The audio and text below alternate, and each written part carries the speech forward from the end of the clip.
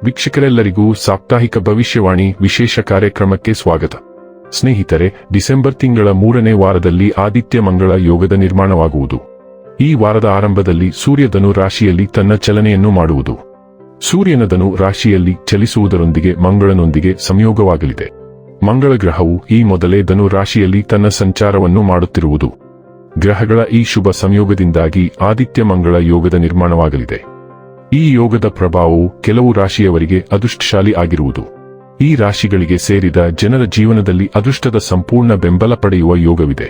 ಹಾಗೆ ಪ್ರೀತಿಯ ಜೀವನದಲ್ಲಿ ಹೆಚ್ಚು ಸಂತೋಷವನ್ನು ಹೊಂದುವಿರಿ ಮತ್ತು ಹೂಡಿಕೆಯಿಂದ ಲಾಭವನ್ನು ಪಡೆಯುವ ಪ್ರಬಲವಾದ ಯೋಗವಿದೆ. ಈ ಅವಧಿಯಲ್ಲಿ ಅದೃಷ್ಟದ ಸಂಪೂರ್ಣ ಬೆಂಬಲವೂ ಕೂಡ ಲಭಿಸುವುದು. ಡಿಸೆಂಬರ್ 15ರಿಂದ ಡಿಸೆಂಬರ್ 21ರವರೆಗಿನ ತುಲಾ ರಾಶಿಯವರ ಭವಿಷ್ಯವನ್ನು ತಿಳಿದುಕೊಳ್ಳೋಣ. ಈ ವಾರ ತುಲಾ ರಾಶಿಯವರ ಫಲಾಫಲಗಳೇನು, ಗ್ರಹಗತಿಗಳು ಹೇಗಿರಲಿವೆ, ಕೌಟುಂಬಿಕ ಸಾಮಾಜಿಕ ಜೀವನ ಹಾಗೂ ವ್ಯಾಪಾರ ವಹಿವಾಟು ಹೇಗೆ ನಡೆಯಲಿದೆ, ಅಲ್ಲದೆ ಯಾವೆಲ್ಲ ಸಮಸ್ಯೆಗಳು ನಿಮ್ಮನ್ನು ಈ ಸಾಪ್ತಾಹಿಕದಲ್ಲಿ ಕಾಡಲಿವೆ, ಅವುಗಳಿಗೆ ಪರಿಹಾರಗಳೇನು ಎಂಬುದನ್ನು ತಿಳಿಯಲು ಈ ವಿಡಿಯೋವನ್ನು ಸಂಪೂರ್ಣವಾಗಿ ವೀಕ್ಷಿಸಿ. ನೀವಿನ್ನೂ ನಮ್ಮ ಚಾನೆಲ್ ಸಬ್ಸ್ಕ್ರೈಬ್ ಮಾಡದೇ ಇದ್ದರೆ ಕೂಡಲೇ ನಮ್ಮ ಚಾನೆಲ್ ಸಬ್ಸ್ಕ್ರೈಬ್ ಮಾಡಿ. ಹೆಚ್ಚಿನ ವಿಡಿಯೋ ಅಪ್ಡೇಟ್ಗಾಗಿ ಪಕ್ಕದ ಬೆಲ್ ಐಕಾನ್ ಬಟನ್ ಕ್ಲಿಕ್ ಮಾಡಿ. ಸ್ನೇಹಿತರೆ, ಪರಿಪೂರ್ಣ ಮತ್ತು ಪೂರೈಸುವ ಜೀವನಕ್ಕಾಗಿ ನಿಮ್ಮ ಮಾನಸಿಕ ಕಠೋರತೆಯನ್ನು ಹೆಚ್ಚಿಸಿ. ಇದಕ್ಕಾಗಿ ನೀವು ಉತ್ತಮ ಪುಸ್ತಕಗಳನ್ನು ಓದುವುದು ಅಥವಾ ಯೋಗ ಮತ್ತು ವ್ಯಾಯಾಮದ ಸಹಾಯವನ್ನು ತೆಗೆದುಕೊಳ್ಳುವ ಮೂಲಕ ನಿಮ್ಮನ್ನು ಆರೋಗ್ಯವಾಗಿಡಲು ಪ್ರಯತ್ನಿಸಬಹುದು. ಚಂದ್ರ ರಾಶಿಗೆ ಸಂಬಂಧಿಸಿದಂತೆ ರಾಹು 5ನೇ ಮನೆಯಲ್ಲಿರುವುದರಿಂದ ಈ ವಾರ ನೀವು ಹಠಾತ್ ವಿತ್ತೀಯ ಲಾಭಗಳನ್ನು ಪಡೆಯುತ್ತೀರಿ. ಇದರೊಂದಿಗೆ ನಿಮ್ಮ ಹಣಕಾಸಿನ ಸ್ಥಿತಿಯನ್ನು ಹೆಚ್ಚಿನ ಪ್ರಮಾಣದಲ್ಲಿ ಬಲಪಡಿಸಲು ನಿಮಗೆ ಸಾಧ್ಯವಾಗುತ್ತದೆ ಮತ್ತು ಇದರ ಪರಿಣಾಮವಾಗಿ ನಿಮ್ಮ ಮನೆಯ ಯಾವುದೇ ಸದಸ್ಯರಿಗೆ ಆರ್ಥಿಕವಾಗಿ ಸಹಾಯ ಮಾಡಲು ಸಹ ನೀವು ನಿರ್ಧರಿಸಬಹುದು. ಈ ವಾರ ನಿಮ್ಮ ಸ್ವಭಾವದಲ್ಲಿ ಅಸ್ಥಿರತೆಯನ್ನು ಕಾಣಲಾಗುತ್ತದೆ. ಅಂತಹ ಪರಿಸ್ಥಿತಿಯಲ್ಲಿ ನೀವು ಅದರ ಮೇಲೆ ಹಿಡಿತ ಸಾಧಿಸುವ ಮೂಲಕ ನಿಮ್ಮ ಸ್ವಭಾವವನ್ನು ಸುಧಾರಿಸಬೇಕಾಗುತ್ತದೆ. ಶನಿಯು ಚಂದ್ರ ರಾಶಿಗೆ ಸಂಬಂಧಿಸಿದಂತೆ 6ನೇ ಮನೆಯಲ್ಲಿರುವುದರಿಂದ ಈ ಕಾರಣದಿಂದಾಗಿ ನೀವು ನಂತರ ವಿಷಾದಿಸುವ ಸಾಧ್ಯತೆ ಇದೆ.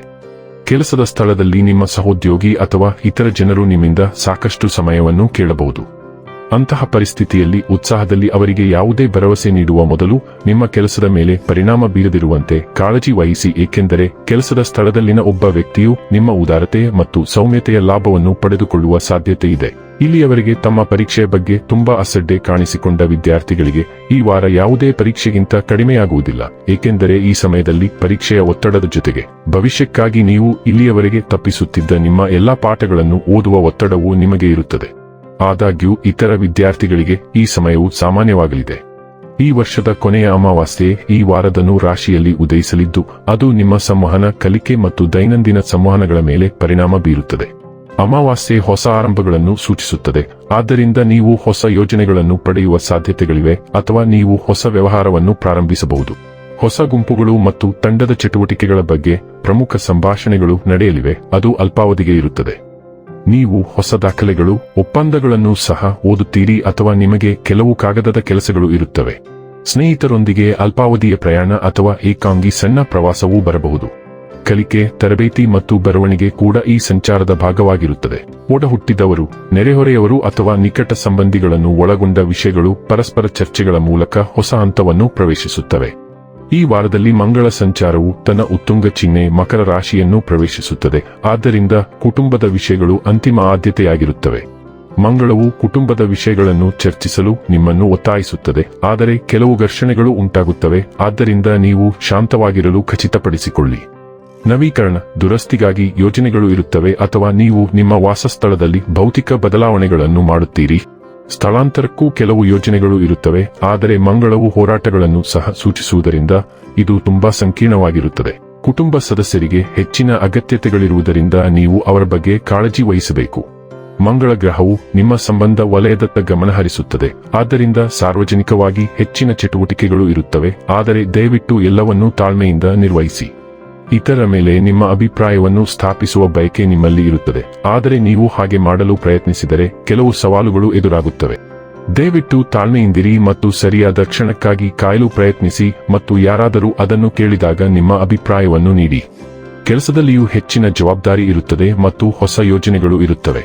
ಉದ್ಯೋಗಾಕಾಂಕ್ಷಿಗಳು ಸಂದರ್ಶನಗಳಿಗೆ ಹಾಜರಾಗಲು ಹತ್ತಿರದ ಅವಕಾಶಗಳನ್ನು ಹೊಂದಿರುತ್ತಾರೆ.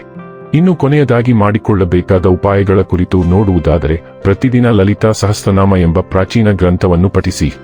ವೀಕ್ಷಕರೇ, ಇದಾಗಿತ್ತು ತುಲಾ ರಾಶಿಯ ಜಾತಕದವರ ಡಿಸೆಂಬರ್ 15ರಿಂದ ಡಿಸೆಂಬರ್ 24ರವರೆಗಿನ ಫಲದ ಮಾಹಿತಿ ಇಷ್ಟವಾದರೆ ವಿಡಿಯೋವನ್ನು ಲೈಕ್ ಮತ್ತು ಶೇರ್ ಮಾಡಿ. ಹಾಗೆ ಚಾನೆಲ್ ಸಬ್ಸ್ಕ್ರೈಬ್ ಮಾಡುವುದರ ಜೊತೆಗೆ ನಿರಂತರ ವಿಡಿಯೋ ಅಪ್ಡೇಟ್ಸ್ಗಳಿಗಾಗಿ ಪಕ್ಕದ ಬೆಲ್ ಐಕಾನ್ ಕ್ಲಿಕ್ ಮಾಡಿ.